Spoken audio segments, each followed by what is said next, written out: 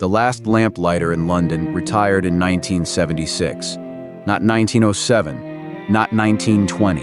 9 years after the moon landing, a man was still walking the same streets his grandfather walked, lighting gas lamps by hand.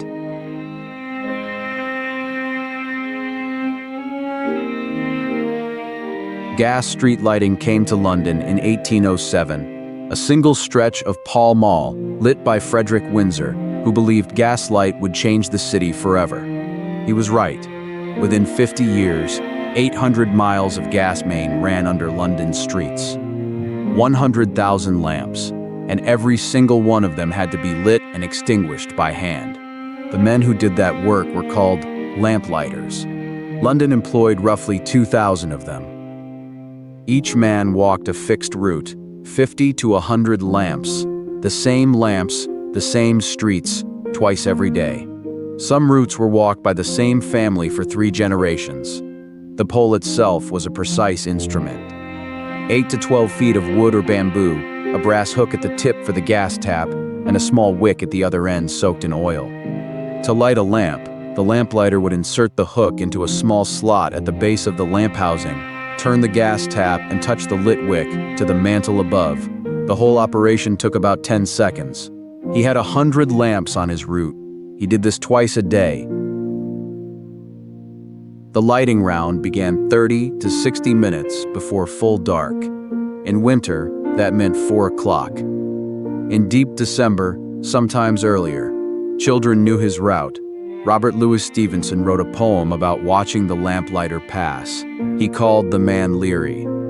That poem, published in 1885, is still read today.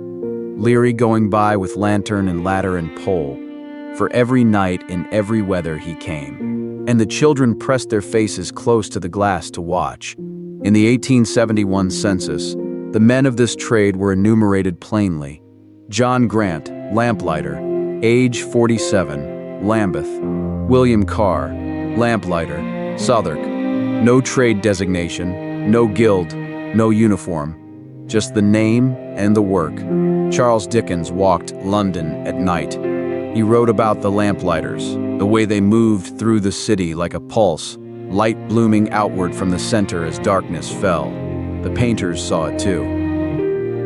John Atkinson Grimshaw spent 20 years walking London and Liverpool at dusk, watching the lamps come on, wet cobblestones, the orange columns of lamplight in the fog. Every street a corridor of warm and dark alternating. His paintings are the closest thing we have to a photograph of what London looked like by gaslight. But losing the record was not what killed the trade. In October 1881, Holborn Viaduct became the first street in the world lit by electrical arc lamps from a central power station. Thomas Edison built the generator himself. The electric light was hotter, brighter, cheaper, and it did not go out in the wind. The gas companies knew what it meant. The transition was not instant. It was neighborhood by neighborhood, street by street, across 2 decades. By 1890, some parts of London had electrical lighting. Others would wait another 20 years. And as each street electrified, the lamplighters on that route were made redundant. No pension, usually. No ceremony. The route simply stopped being on the schedule. By 1920, most of central London ran on electrical street lighting. A trade that had employed 2,000 men had shrunk to a few hundred, and still shrinking. But in certain parts of London, the gas lamps held on. Westminster, Whitehall, the royal parks, the ancient Inns of Court. These were precincts with their own authorities, their own maintenance agreements, their own sense of what a street should look like at night.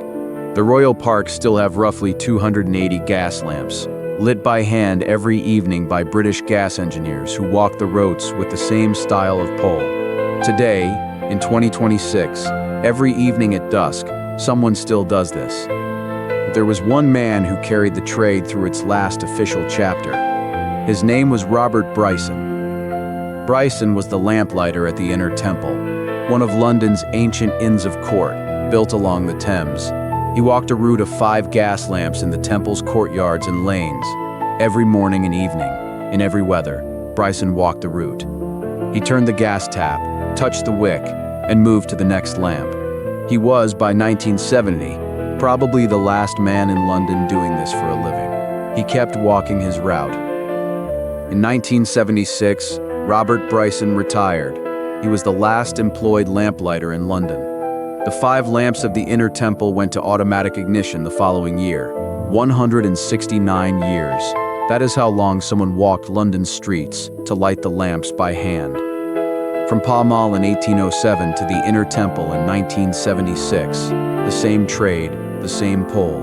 We think of the Victorian era as fixed, distant, sealed off by time. But Bryson was born in the same century as the atom bomb. He retired after Watergate. The trade that London gave him was older than photography, older than railways, older than the telephone. He was the last man holding it. Tonight, in St. James's Park, a British gas engineer will walk a route his predecessors walked in 1860. He will carry a pole, he will turn a gas tap, he will touch a wick to a mantle, and in the Inner Temple, on the same lanes Robert Bryson walked, a lamp will come on, as it has, every evening since 1807, without fail. The trade is not entirely gone, just nearly. For more big stories told small, like and subscribe to Mainstreet Miniatures.